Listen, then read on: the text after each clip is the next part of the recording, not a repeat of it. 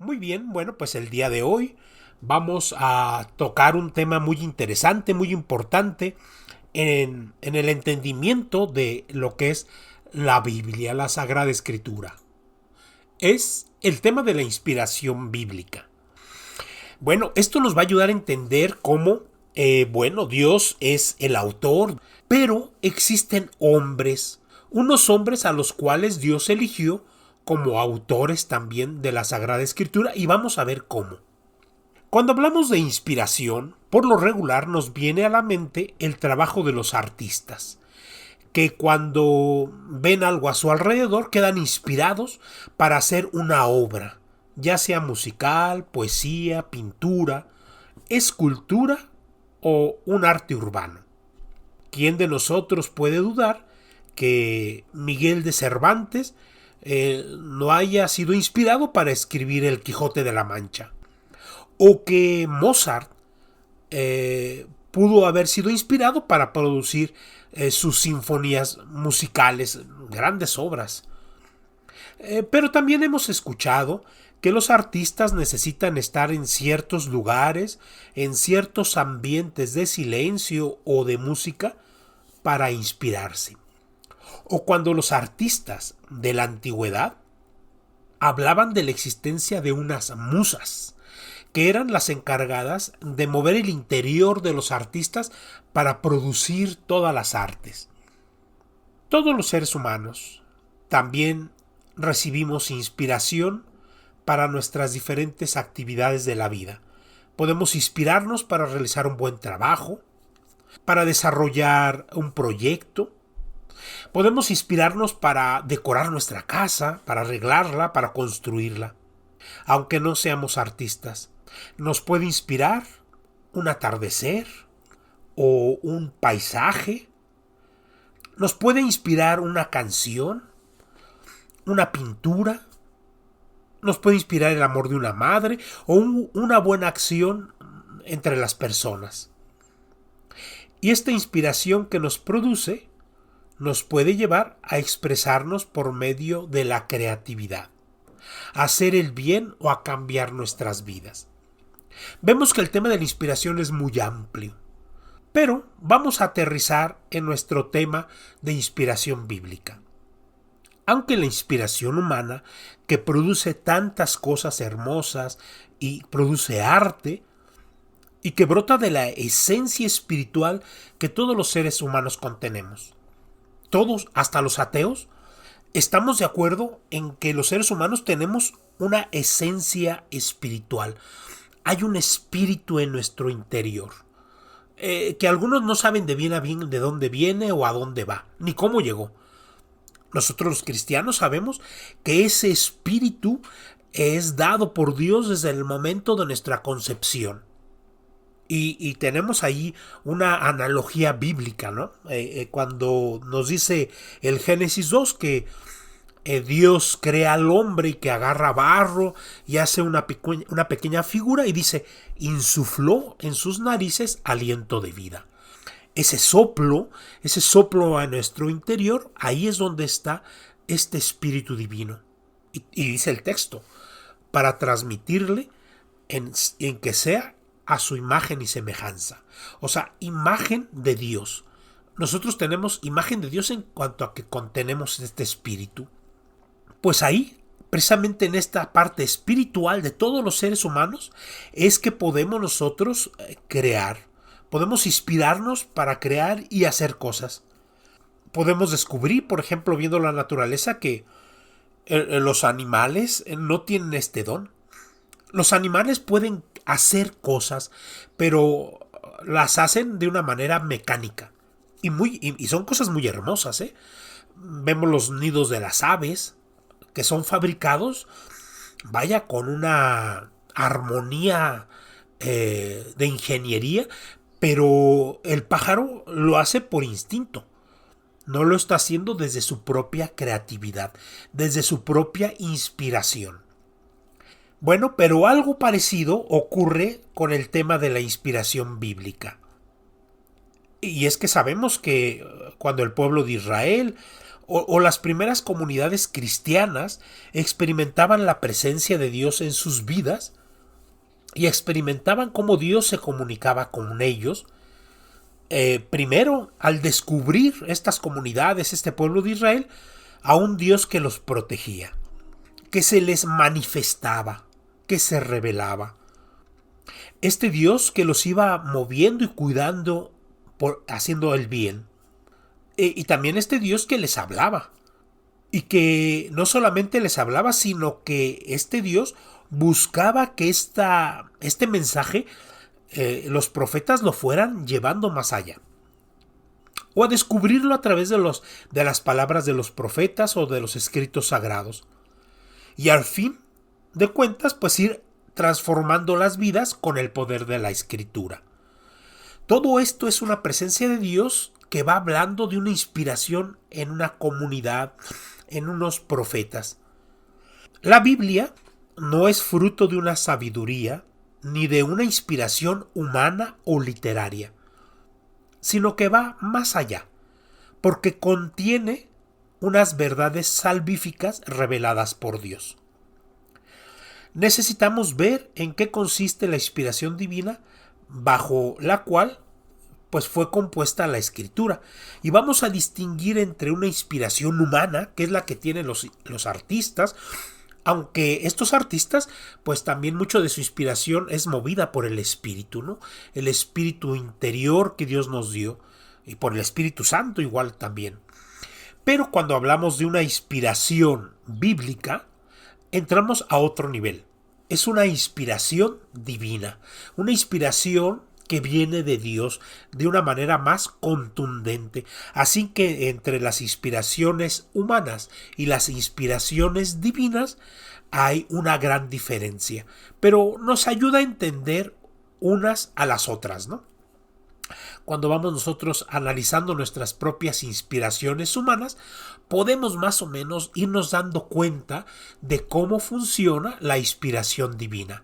Aunque siempre entender que cuando Dios inspira, cuando Dios habla, es de una manera más portentosa, más profunda, más fuerte, más contundente. Pero bueno, vamos a ir, para entrar a este tema de la inspiración, vamos a ir comparando una con la otra y tratar de entenderlo así. Y si nos vamos al diccionario de la lengua española, vemos que inspiración viene del latín inspiratio, ¿verdad? Donde viene una palabrita, unas letras, el in, que habla de en, dentro, y spirare, ¿verdad? Spirare, que es respirar. O sea, esto querría decir, así como la acción de respirar hacia adentro o de inspirar, ¿verdad? De inspirar hacia adentro, hacia llenar los pulmones. Así que cuando hablemos de la inspiración, pues hay que recordar esta acción que nosotros realizamos todos los días, en cada momento, pues que es el respirar. O sea, cuando llenamos nuestros pulmones, estamos inspirando, ¿verdad? Inspirando, va hacia adentro, una inspiración. Es una bella imagen de lo que es la inspiración en los seres humanos. Y de ahí el mismo diccionario de la Real Academia nos da 4 formas de entender lo que es la inspiración. O sea, la misma palabrita se puede usar para diferentes cosas. En primer lugar, cuando hablamos de inspiración, nos dice, bueno, es la acción y el efecto de inspirar. Es la acción de respirar. Bueno, ya lo entendimos. Una segunda forma de entender la palabra inspiración es el estímulo que anima a las personas para crear arte y ciencia. Bueno, eso también ya lo vimos, ¿no? Que es algo que descubrimos a través de nuestra realidad. Otra forma de entender la palabra inspiración es cuando hablamos de una cosa inspirada, ¿verdad? Cuando hablamos de una obra de arte, decimos, esta obra de arte fue inspirada, ¿no? Porque es muy hermosa, es muy bella. O este canto, esta música es inspirada, digo, quien la hizo pues, estaba muy inspirado. Y por último, vámonos a la que más nos va a interesar por el día de hoy. Es un movimiento sobrenatural que Dios comunica a la criatura. Es un movimiento sobrenatural que Dios comunica, Dios actúa sobre su criatura. Y aquí es donde nosotros podemos entender cómo funcionó esto de la inspiración bíblica. Podemos decir, bueno, usando estas formas de entender la palabra inspiración, inspiración es una realidad fisiológica del cuerpo que usamos para respirar. Es un estímulo que nos anima a poder crear, a hacer cosas, a resolver problemas o a realizar belleza. Pero también religiosamente es un fenómeno de la historia de la salvación que nos acompaña a todos los hombres en este encuentro con Dios. Esta última acepción, donde vemos esta acción sobrenatural de Dios sobre los seres humanos, va a ser la que nos va a interesar y a partir de aquí entenderemos que es una inspiración bíblica. Y nos vamos a preguntar, bueno, cuando Dios inspiraba a los hombres que escribieron la Biblia, ¿cómo actuaba Dios sobre ellos, ¿no? Sería una buena pregunta para poderles transmitir su mensaje. Y en la misma Biblia vamos a descubrir cómo hay diferentes formas en que Dios inspiró a los hombres de la Biblia. Por ejemplo, hay una que va a aparecer muchas veces, que es por medio de visiones. Visiones, como su nombre lo dice, es ver imágenes, ver cosas y escuchar también. Un ejemplo sería, sería el de San Juan en el Apocalipsis. Allá al comienzo del Apocalipsis nos dice San Juan, dice, yo, vuestro hermano Juan, caí en un éxtasis en el día del Señor y oí una voz que me decía, escribe en un libro lo que veas. Fíjense cómo aquí en San Juan, en el Apocalipsis, Dios le permite ver cosas, ve imágenes, ve símbolos, ve figuras, ve elementos y escucha. Y este es un modo de inspirar. Dios le permite ver y escuchar cosas y a esto le vamos a conocer como un vidente. Pero también vamos a encontrar otro modo en que Dios inspiraba a los profetas. Y este otro es a través de la escucha, una voz, la voz de Dios. Dios habla. Estos profetas escuchaban la voz, no veían, solamente escuchaban. Un ejemplo lo vamos a encontrar, bueno, está en casi todos los profetas del Antiguo Testamento, pero aquí yo pongo a Isaías. Ahí en el capítulo 13, versículo 1 dice, oráculo contra Babilonia, que recibió Isaías, hijo de Amós. Cuando usa esta palabra en los profetas de oráculo, se refiere a una expresión. O sea, escuché la palabra de Dios. Por eso dice, escucha la palabra de Dios. Ese oráculo. Y el profeta va, cuando diga que es un oráculo, dice, Dios me dijo, yo escuché. Bueno, va transmitiendo de esa manera. Otra forma de inspiración va a ser por intuición.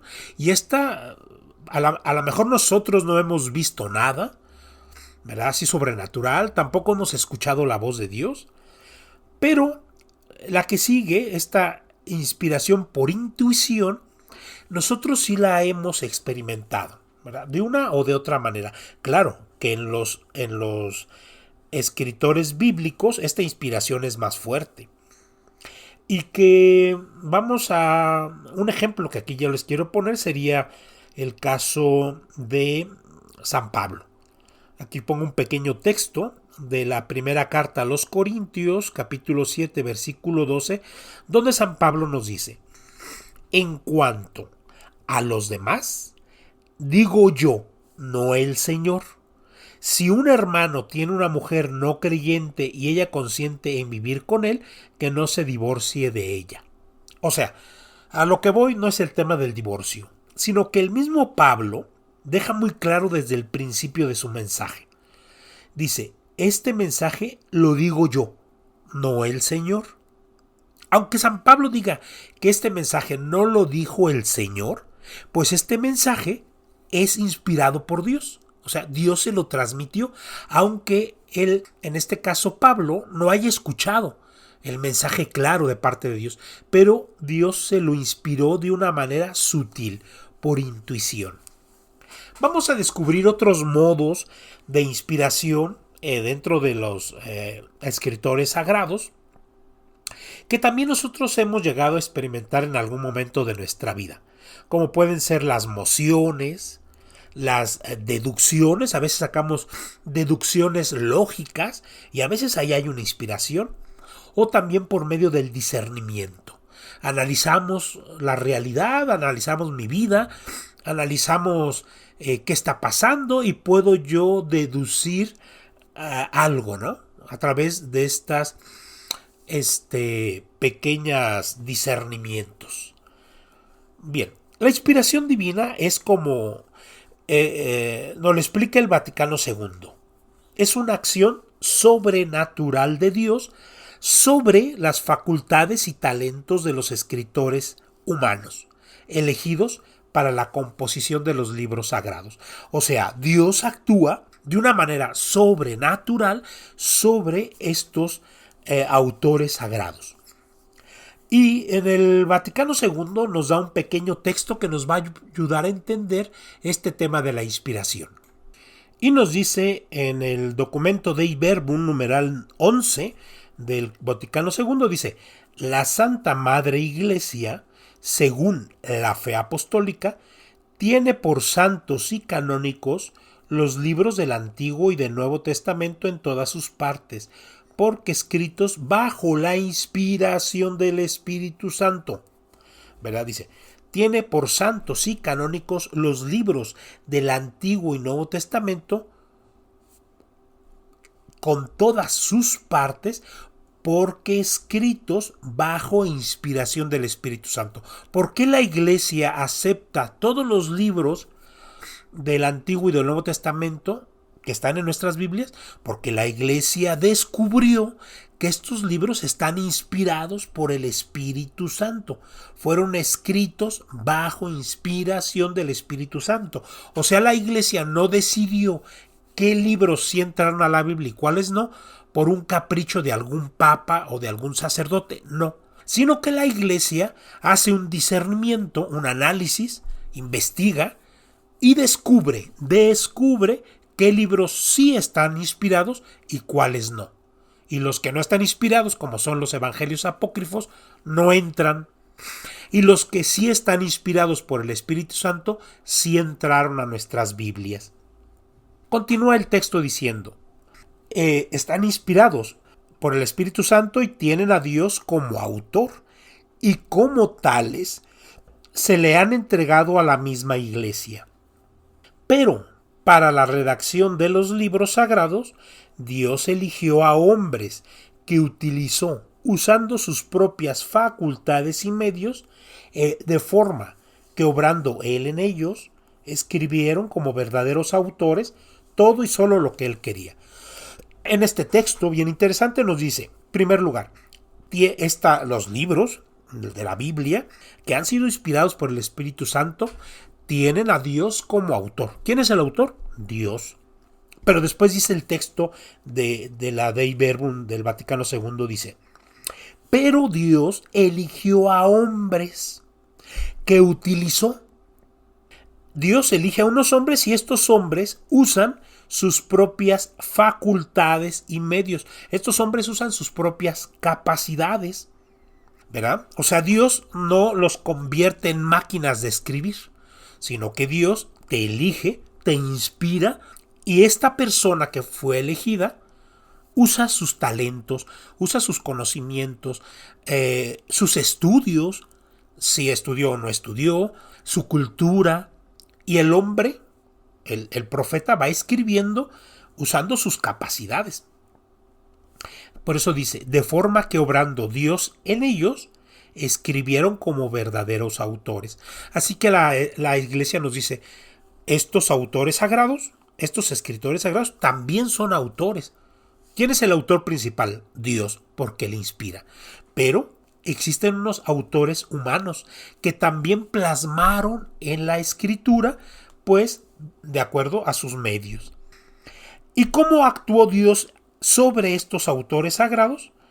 Bueno, pues esta inspiración, esta acción sobrenatural de Dios sobre estos escritores sagrados, actuó sobre sus facultades superiores, sobre unas capacidades que todos los hombres tenemos en nuestra alma espiritual. ¿Y cuáles son estas capacidades que tenemos en nuestra alma espiritual? Bueno, tenemos muchas, pero dos de las más importantes son la inteligencia y la voluntad. Así que el Espíritu Santo, cuando va a inspirar a alguien, actúa sobre la inteligencia de este alguien, de este escritor sagrado, y sobre su voluntad. ¿Qué pasa en la inteligencia de estos hombres donde Dios está inspirando? Bueno, pues esta inteligencia de los hombres se ilumina. Esta inteligencia empieza a trabajar. Esta inteligencia empieza a razonar. Empieza a analizar las cosas que Dios le va inspirando. ¿Y cómo actúa esta voluntad de los escritores sagrados? Bueno, pues estos escritores sagrados no es de que se volvieron máquinas de escribir automáticas o computadoras, sino que los escritores van tomando la decisión de hacer, usan su voluntad y empiezan, por medio de su voluntad, a realizar acciones, empiezan a decidir qué día se van a sentar a escribir, empiezan a analizar textos, a analizar el mensaje que recibieron, a analizar la realidad que los rodea. Aunque el protagonismo le pertenece a Dios, porque Él es el que toma la iniciativa y el que revela, el hombre no queda solo como un instrumento pasivo, sino que el hombre elige el género literario, el estilo literario, conserva su libertad y también su originalidad para utilizar sus propios conocimientos y da acentos que son propios de sus propias experiencias personales. O sea, el autor sagrado también plasma sus propias experiencias, su propia historia la plasma en los libros. Ahí podemos descubrir en los libros bíblicos hasta su psicología de algunos de estos autores. Por ejemplo, de Jeremías podemos descubrir un personaje sensible, ¿verdad? Tierno, un hombre que se duele, que llora, que entra en depresión.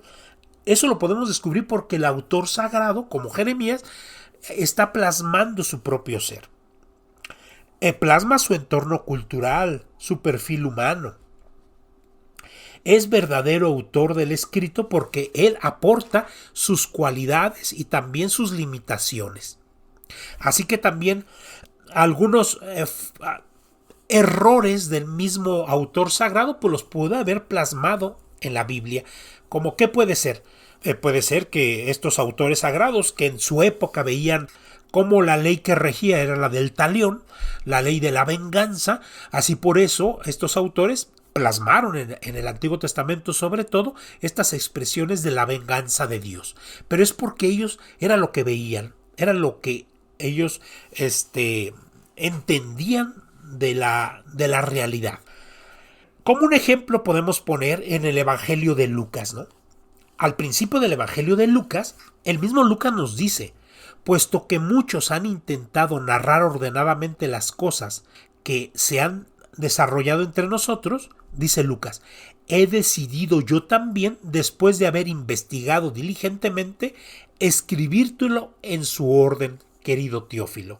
Ahí vemos cómo en Lucas hay una acción sobre su voluntad y sobre su inteligencia. Dice Lucas, como he visto que muchos han intentado narrar las cosas que pasaron, o sea, las cosas que pasaron en Cristo que estaba entre nosotros, dice Lucas, he decidido yo también